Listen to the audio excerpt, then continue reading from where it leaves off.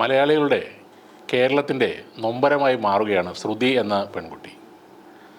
ഒരു രാത്രി പുലരുമ്പോഴേക്കും പ്രിയപ്പെട്ടവരെല്ലാം നഷ്ടപ്പെട്ടു പോയ ശ്രുതിയെ ചേർത്ത് നിർത്താൻ അന്ന് ഒരു ജൻസൺ ഉണ്ടായിരുന്നു.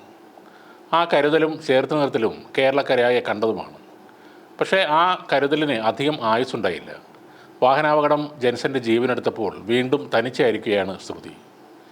പ്രിയപ്പെട്ടവൻ ഇനി കൂടെ ഉണ്ടാവില്ലെന്ന സത്യം ശ്രുതി അറിഞ്ഞിരിക്കുന്നു. ചലനമില്ലാതെ കിടക്കുന്ന ജൻസനെ ശ്രുതി ആശുപത്രിയിൽ പോയി കണ്ടു.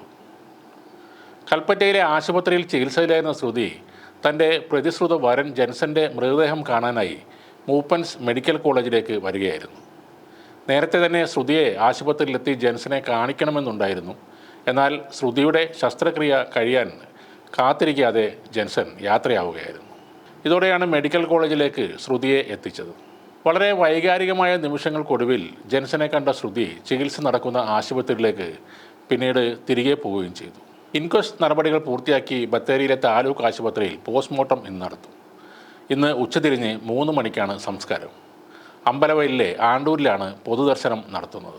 കഴിഞ്ഞ ദിവസം വെള്ളാരംകുന്നിൽ വെച്ച് സ്വകാര്യ ബസ്സുമായി കൂട്ടിയിടിച്ചുണ്ടായ അപകടത്തിലാണ് ജൻസനും ശ്രുതിക്കും പരിക്കേറ്റത്. ഇവരുടെ ബന്ധുക്കളും പരിക്കേറ്റ് ചികിത്സയിലാണ് ഇപ്പോഴും. ഉരുൾപൊട്ടൽ ദുരന്തത്തിൽ അച്ഛനും അമ്മയും സഹോദരിയും അടക്കമുള്ള ഉറ്റവരെല്ലാം ഇല്ലാതായ ചൂരൽമല സ്വദേശിനിയായ ശ്രുതിക്ക് വാഹനാപകടത്തിൽ പ്രതിശ്രുത വരൻ ജൻസനെയും നഷ്ടമായ വാർത്ത ഏറെ വേദനാജനകമാണെന്ന് കേരള മുഖ്യമന്ത്രി പിണറായി വിജയൻ പറയുന്നു. ഉരുൾപൊട്ടലിൽ തൻ്റെ കുടുംബാംഗങ്ങളെയും വീടുമെല്ലാം നഷ്ടമായ ശ്രുതിക്ക് ഇപ്പോൾ മറ്റൊരു ദുരന്തത്തെ കൂടി അഭിമുഖീകരിക്കേണ്ടി വന്നുവെന്നത് ഹൃദയഭേദകമായ കാര്യമാണ്. ദുരന്തമുഖങ്ങളിൽ ഉണ്ടാകുന്ന നഷ്ടങ്ങൾക്ക് എന്ത് പകരം നൽകിയാലും മതിയാകില്ല. ശ്രുതിയുടെ കൂടെ ഈ നാട് തന്നെ ഉണ്ടെന്ന ഉറപ്പാണ് നമുക്കിപ്പോൾ നൽകാൻ സാധിക്കുക. ശ്രുതിയുടെയും ജൻസൻ്റെയും കുടുംബാംഗങ്ങളുടെയും ദുഃഖത്തിൽ പങ്കുചേരുന്നു. വെല്ലുവിളികളെയും ദുരിതങ്ങളെയും അതിജീവിക്കാൻ ശ്രുതിക്കാവട്ടെ എന്നും മുഖ്യമന്ത്രി പറയുന്നു. ഉരുൾപൊട്ടലിൽ ശ്രുതിയുടെ അമ്മ സബിത, അച്ഛൻ ശിവണ്ണ, അനുജത്തി ശ്രേയ, അമ്മമ്മ എന്നിവരാണ് മരണപ്പെട്ടത്. അച്ഛൻ്റെ 2 സഹോദരങ്ങൾ ഉൾപ്പെടെ കുടുംബത്തിലെ 9 പേരെ ദുരന്തത്തിൽ നഷ്ടമായിരുന്നു. കോഴിക്കോട് സ്വകാര്യ ആശുപത്രിയിൽ അക്കൗണ്ടൻ്റായി ജോലി ചെയ്തു വരികയായിരുന്നു ശ്രുതി.